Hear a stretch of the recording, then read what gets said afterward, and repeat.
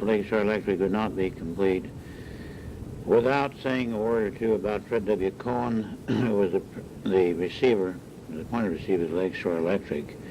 Mr. Cohen was a man who'd had small-town banking experience. In 1893, he was in charge of planning and later finance of the Lorraine and Cleveland Railroad under Tom Johnson. And he was Secretary and Treasurer and General Manager of Lakeshore Electric from its inception up until 1933 when he was appointed receiver. And he managed to keep the system running long enough that most of the employees, all the employees in fact that were working there at the time of its abandonment, became eligible for railroad retirement benefits under the Railroad Retirement Act. After 1938, when the Lakeshore Electric Railroad ceased to exist, Cohen then took charge of the bus service, and he retired in 1942.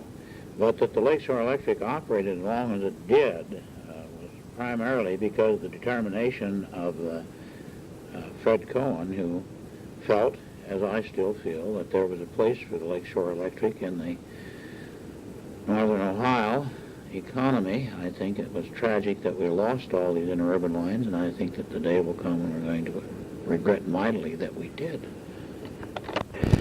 It might be appropriate to enter here that the last Lakeshore Electric interurban car that ran departed from Cleveland at 12:41 a.m. on Sunday morning, May 15, 1938. And it might also be interesting to know that the car number 151 that was involved with car 14 in the wreck at Ackerman's Curve, the 151 was to be the last wooden interurban car to ever run in Cleveland, Ohio. Car number 14, identified, of course, as photograph number 1, this car was still in service when the Lakeshore Electric ceased operating in 1938. And Edward W. Moore, and I will in the future refer to them here as the Edward Moore Syndicate. As I identify various cars, I will be referring to them sometimes by the lines that originally owned them, the lines that made up the Lakeshore Electric, such as the Toledo, Fremont, and Norwalk, which, for instance, was projected, of course, to run the 61.5 miles from Toledo to Norwalk. And, of course, it became one of the larger segments of the Lakeshore Electric when the Moore Syndicate brought it up. And it also became the purchaser of the large fleet of Barney and Smith cars. And some of the Barney and Smith cars that they purchased, the Toledo, Fremont, and Norwalk, were still in service when the Lakeshore Electric was abandoned. The Barney and Smith cars, of course, were built at Dayton, Ohio by Barney and Smith, and they were numbered from number 2 to number 23. They were all wood cars built of quarter-sawed oak. The first photograph is numbered number 1, and it is of a Barney and Smith car, one of the original 23 cars that was purchased by the Toledo, Fremont, and Norwalk Railroad in 1900. It was built in 1900 by Barney and Smith at Dayton, Ohio. On August 4th, 1906, car number 14 was to be involved with Lakeshore Electric Niles car 152 in a wreck on Ackerman's Curve near Vermilion that resulted in a number of fatalities. Car number 14 at that time was running as a local car, and it was going to meet a limited car at siding number 38. This crash resulted in injuries to at least 19 people who were transported back to St. Joseph's Hospital, Lorraine. By nightfall, 4 of those 19 had died, and another 52 by that time were on the injury list as it was completed. It was the worst wreck in Lakeshore Electric history involving 2 Lakeshore Electric cars, and it was caused by the motorman of car number 152 failing to take siding as specified in his train orders. That car's motorman was killed in the crash Motorman on car number 152 was W. Moody. He was killed when he jumped from the car and his head struck a pole. Car number 14 was being piloted by Motorman Frederick Rudd, who leaped from the car and sustained some minor injuries doing so. Car number 14 had a seating capacity of 56. Is 50 foot 8.5 inches long, was equipped with 4 W76 75 horsepower motors, and that 4W is Westinghouse. The controls are the Westinghouse M-type controller, and Westinghouse straight air brakes. It had 36-inch diameter wheels and had a total weight of 66,700 pounds.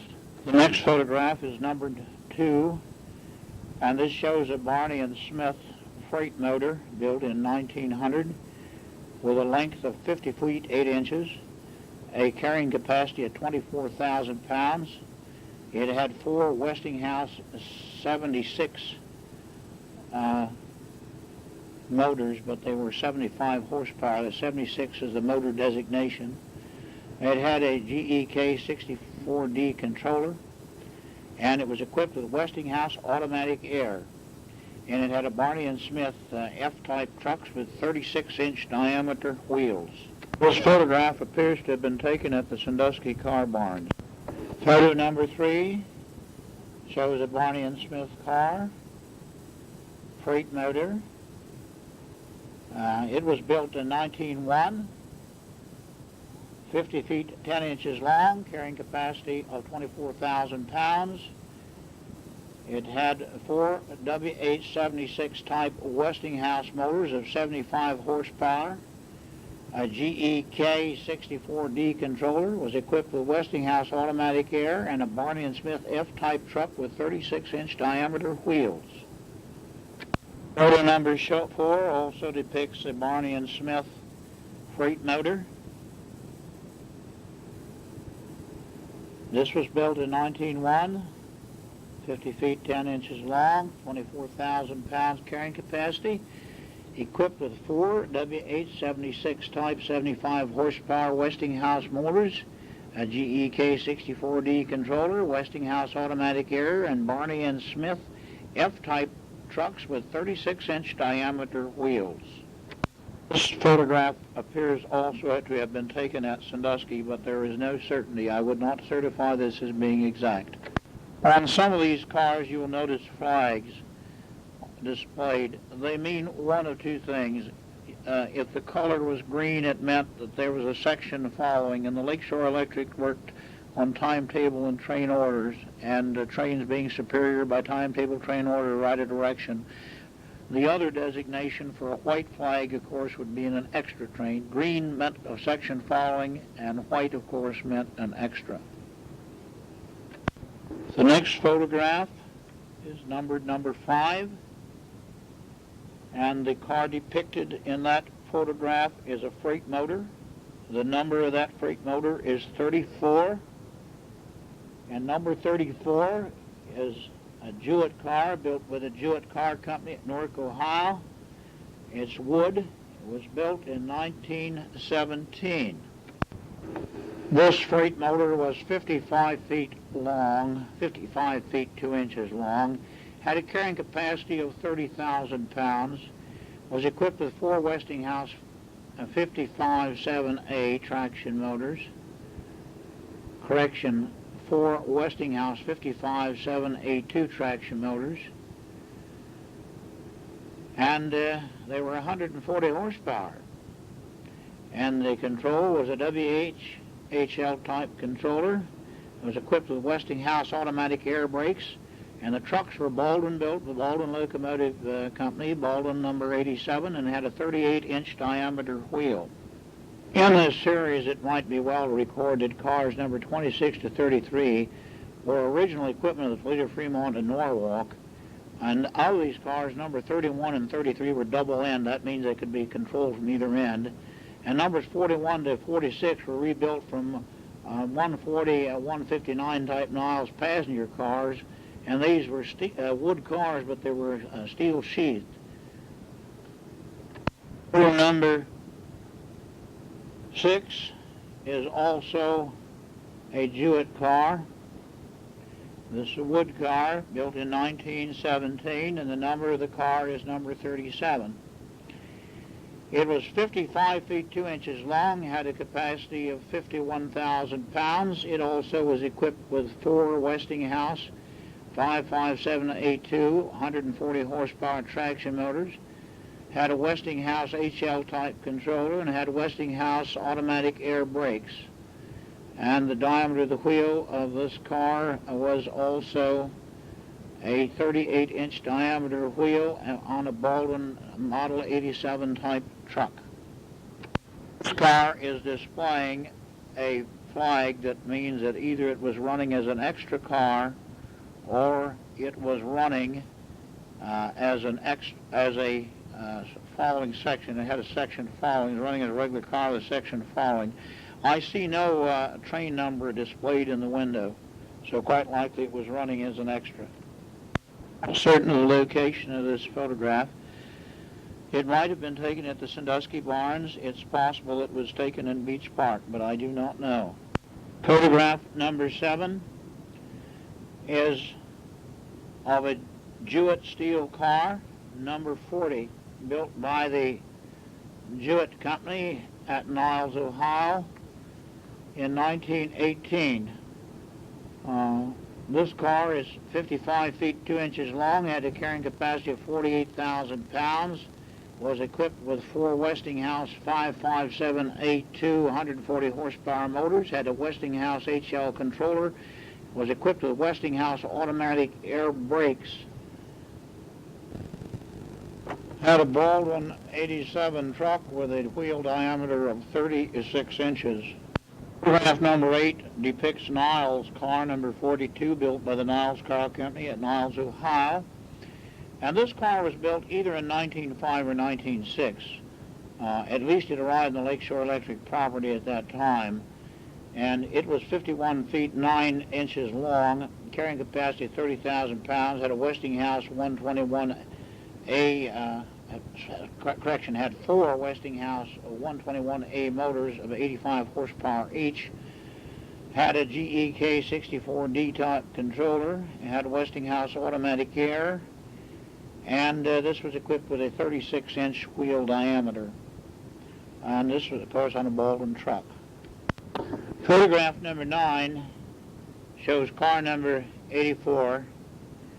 This car was built in 1918 by the Cincinnati Car Company, and it was a Steel City car, seated in capacity of 55, a length of 40 feet. It had 4 General Electric 258C 25 horsepower motors, and the control was a General Electric GR2. It was equipped with straight air, Taylor straight air, and correction, just straight air. The trucks apparently were a Taylor truck, and the wheels are 26-inch diameter, and it had a total weight of 32,920 pounds in working order. Photograph number 10 depicts car number 92. This is a 1906 Coleman Wood Suburban car, a seating capacity of 48. The length of the car was 48 foot 6 inches, and it was equipped with 4 W for Westinghouse 101D 50 horsepower motors, and the controls of the Westinghouse 35 GR2. It was equipped with straight air, and the trucks are built by Brill, and the wheel diameter was 33 inches, and the car in working order weighed 45,000 pounds. Photograph appears to have been taken also at Sandusky. Photograph number 10 depicts a 1917 steel Jewett suburban car built by Jewett Car Company at Newark, Ohio. This car had a seating capacity of 52, a length of 48 feet 7 inches. It had 4 Westinghouse 541C 40 horsepower traction motors, and was equipped with a Westinghouse 35 type GR2 controller. It had straight air, Baldwin trucks, and it also weighed 45,000 pounds in working order.